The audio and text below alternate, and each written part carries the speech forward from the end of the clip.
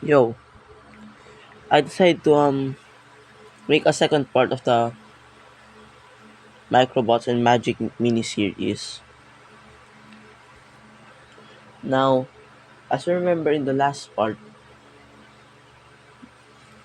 the Microbot named Josh or codenamed Jay basically just went out of the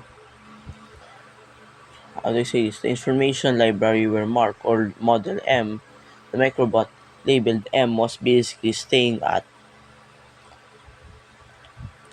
Basically the if you remember from the previous part, the carrier microbot or the larger microbots I've been talking about, especially more specifically the SS Hiroshima, the SS Hiroshima, was basically once again overrun by an unknown force.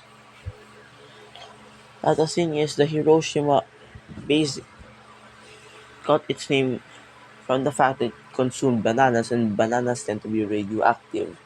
According to science, the high amounts of potassium in it result in a release of some type of isotope within it.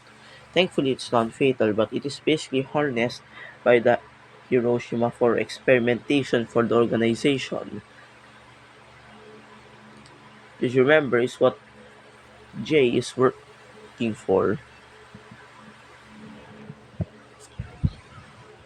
Mm. Now, at some point, Jay decides to check his mobile computerized device, basically the equivalent, the microbot equivalent of a micro smartphone or something, and checks to find out that apparently there been a sample, more specifically a blood and small bits of flesh sample, taken to the Japanese cluster. If you still remember what that was from the first part. Now apparently someone had vandalized a pet cemetery because its owner had apparently been a very money greedy person. They found out that the kid was storing some money and proceed to make a ton of allegations about how selfish it is to keep the money for himself and that stuff just so he can get some money drained out of that and donated indirectly to him just so he can fuel his greed. But this kid vandalized a pet cemetery in revenge. As a result of this, however, according to the kid, the pets started rising up from the depths below and attacked and tried attacking him. He managed to get into his home, but then they broke into his home and base while he was asleep and home alone at the time due to their parents going on a business trip, and he was basically beaten the heck out of during while he was asleep, but eventually woke up to getting beaten up. Now you see, they were a member of the organization. I mean, a supporter of the organization, and they basically agreed to giving bits and pieces of samples from his blood and his flesh from the wounded areas. They're against this, of course, but eventually it was allowed. However, as a result, many anti-organization protesters have set up drones around the laboratories. Basically, if they find anything suspicious, they'd equip the drones with technology like riot pellet dispensers and basically maybe improvised weapons into those drones, and then would have them shoot down microbots. Sounds crazy, right? Yeah, trust me, there be crazier things.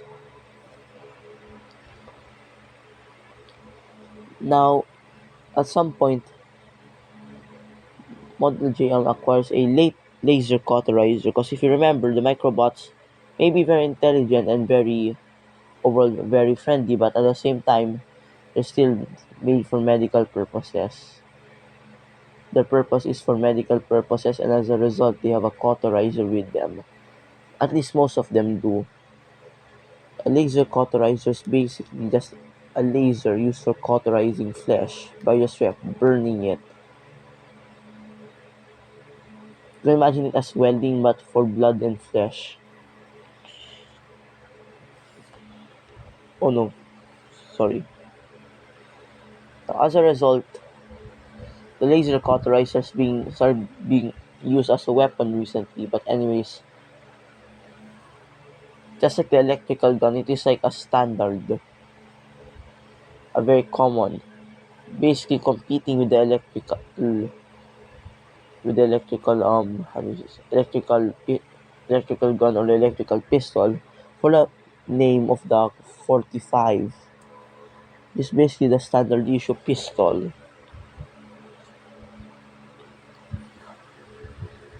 Now, long story short, as Jay is like wandering to the Japanese cluster while gaining information about this, it's also the last message from the Hiroshima was the fact that the samples have apparently been dilating some form of energy and acting erratically suddenly, and they consider it an infection. But yeah, that's it.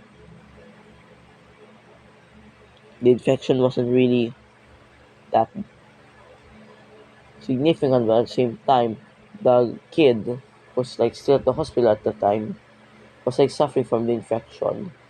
It actually had needed like parts of the flesh carved out, but samples in human operated labs were like not so easy to be analyzed. Due to its bizarre behavior, they could conclude it could be the result of pathogens, as it would mean that it would regenerate too fast. But yeah, that's basically all for the second part. Thanks, folks.